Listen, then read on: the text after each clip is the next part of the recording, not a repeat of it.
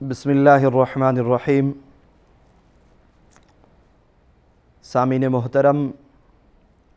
نبی دو عالم صلی اللہ علیہ وسلم کی بیان کردہ جتنی بھی تعلیمات ہیں، ان تعلیمات کے بیان کا مقصد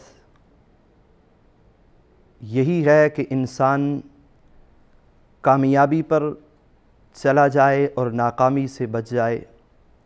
انسان ہمیشگی کے کامیابی کے راستے پہ چل پڑے اور خسران اور نقصان کے راستے سے بچ جائے۔ چنانچہ اسی مقصد کے لیے اللہ رب العالمین نے قرآن حکیم فرقان حمید کو نازل فرمایا۔ اسی مقصد کے لیے اللہ رب العالمین نے اپنے محبوب کو دنیا میں مبعوث فرمایا۔ اسی مقصد کے لیے نبی دو عالم صلی اللہ علیہ وسلم پر مصائب کے پہاڑ توڑے گئے، لیکن میرے آقا محمد الرسول اللہ صلی اللہ علیہ وسلم نے اپنے مشن کو جاری اور ساری رکھا۔ میرے آقا محمد الرسول اللہ صلی اللہ علیہ وسلم کی 63 سالہ زندگی اور ان زندگی کے مصائب آلام، اس زندگی کی مشکلات و تکالیف، ان سب پر اگر نظر ڈالی جائے تو اس میں یہی بات امت کے لیے ہے کہ امت نیکی کے راستے پہ چل کر جنت میں چلی جائے، برائی سے بچ کر جہنم کی آگ سے بچنے والی ہو جائے۔ چنانچہ اسی کے لیے میرے آقا محمد الرسول اللہ صلی اللہ علیہ وسلم کے ارشادات گرامیہ ہیں، جن میں میرے آقا محمد رسول اللہ صلی اللہ علیہ وسلم کا ایک ارشاد ہے، انما بعثت لاقصر المعازف، میرے اللہ نے مجھے دنیا میں مبعوث فرمایا تاکہ میں ساز باجے کی چیزوں کو توڑ دوں، ان کو ختم کرنے کے لیے میرے اللہ نے مجھے دنیا میں مبعوث فرمایا۔ سامعین محترم، ارشادات گرامیہ کو اگر دیکھا جائے تو میرے آقا محمد رسول اللہ صلی اللہ علیہ وسلم کی تعلیمات بے شمار۔ اسی ایک حدیث کو میں دیکھتا ہوں اور میں اپنے آپ کو دیکھتا ہوں، پوری امت میں کو دیکھتا ہوں، تو مجھے اس حالت زار پر رونا آ جاتا ہے کہ میرے آقا کا فرمان کہاں اور آج امت کی بدعمالیاں کہاں میرے آقا کا یہ فرمان کہ اللہ رب العالمین نے مجھے ساز باجا سرنگی کو توڑنے کے لیے بھیجا ہے، اور کہاں آج کا مسلمان جو گانا گنگناتے ہوئے نہیں تھکتا، جو گانا گنگناتے ہوئے اپنے آپ پر ایسی کیفیات طاری کرتا ہے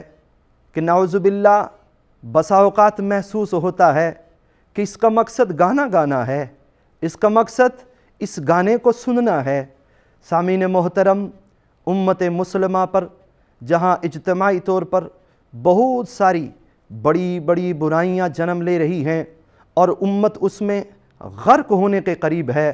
ان میں سے ایک بڑی بات یہی گانا بجانا ہے، جس کو ہم موجودہ جدید آلات کی صورت میں گھر گھر میں پہنچتا ہوا دیکھتے ہیں۔ آخر اللہ نے ہمیں عقل تو دی ہے، سوچنا تو ہمیں چاہیے کہ آج کے دور میں افریقہ جیسے ممالک اور دنیا کے دوسرے ممالک جہاں غربت و افلاس اس درجے کو ہے کہ ایک دن میں ایک ٹائم کا کھانا میسر نہیں، وہاں ضرورت اس چیز کی ہے کہ ایسے بھوکوں کے دروازے پہ کھانا پہنچایا جائے، بجائے اس کے کہ ان ننگوں کو کپڑا پہنایا جاتا، بھوکوں کو کھانا کھلایا جاتا۔ ہم دیکھتے ہیں روز بروز کھانے پینے کی چیزیں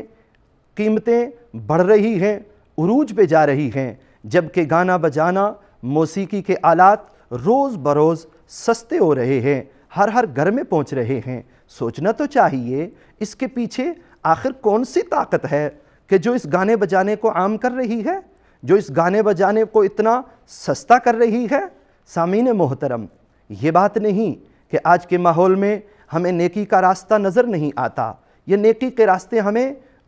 نیکی کے مواقع ہمیں مہیا نہیں ہوتے، بلکہ یہ بات ہمارے لیے آسان ہے کہ ہم نیکی کے راستے پر اسی چیز کو، میڈیا کو استعمال کریں، پرنٹ میڈیا کو استعمال کریں، جدید آلات کو استعمال کریں اور اپنے لیے خوبصورت سے خوبصورت عاقبت اور آخرت بنانے کے راستے نکال سکتے ہیں۔ اس کی بہت بڑی زندہ مثال ہمارے سامنے وصال اردو چینل ہے کہ جو الحمدللہ ثم الحمدللہ پوری دنیا میں ایک ایسا کام کر رہا ہے، بڑی بڑی تحریک جو بڑی بڑی قربانیاں دے چکی ہیں، لیکن ان کی قربانیاں اپنی جگہ، لیکن اس کے مقابلے میں یہ چینل تھوڑے عرصے میں وہ کام کر رہا ہے کہ جس کام کو دنیا دیکھ کر حیران اور ششدر ہو رہی ہے۔ تو اس طرح کے بہت سارے مواقع ہر مسلمان کو حاصل ہو سکتے ہیں کہ وہ اپنی نیکی کی بات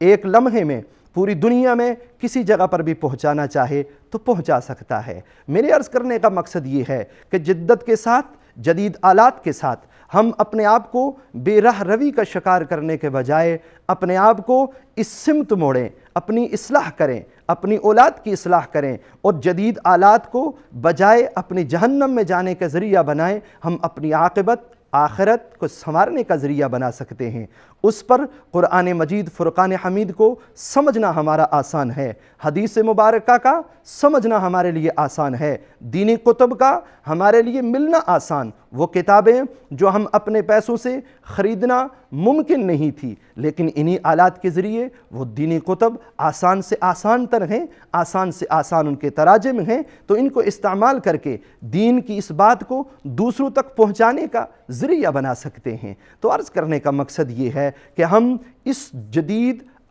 دور میں ہم جدید انداز سے دین کی خدمت کر سکتے ہیں۔ جس دور میں دین کی خدمت کرنا مشکل ہے، میرے آقا محمد الرسول اللہ صلی اللہ علیہ وسلم نے اس دور کو فتنے اور فساد کا دور کہا ہے، لیکن یہ بات نہیں کہ ہمارے لیے نیکی کے راستے مفقود ہو گئے ہیں۔ ہم اس دور میں بھی اگر اپنے آپ کو نیکی کے ساتھ جوڑنا چاہیں تو یہ نیکی کے راستے پہ چل کر ہم اپنے آپ کو کامیابی کے راستے پہ چلا کر اس کے لیے، اپنے لیے، دوسروں کے لیے نفع کا ذریعہ بن سکتے ہیں۔ دعا کریں اللہ رب العالمین ہم سب کو اس نیکی کے راستے پہ چلنے کی توفیق عطا فرمائے، اور جو لوگ اس پر گامزن ہیں کہ لوگوں کو اس دور فتنوں کے دور میں بھی اس نیکی کے راستے پہ چلانے کے لیے جدید آلات کا صحیح استعمال کرنے کا انداز بتا رہے ہیں، طریقہ بتا رہے ہیں، علماء کو چاہیے ایسے لوگوں کی حوصلہ افزائی ہو تاکہ یہ لوگ اور اچھے انداز سے دین کی خدمت اس انداز سے بھی کر سکتے ہیں۔ اللہ ہم سب کے اس محنت اور کاوش کو اپنی بارگاہ عالی میں قبول فرمائے اور ہر قسم کے فتنے سے، نظر بد سے اللہ ان کی حفاظت فرمائے۔ وآخر دعوانا ان الحمدللہ رب العالمین۔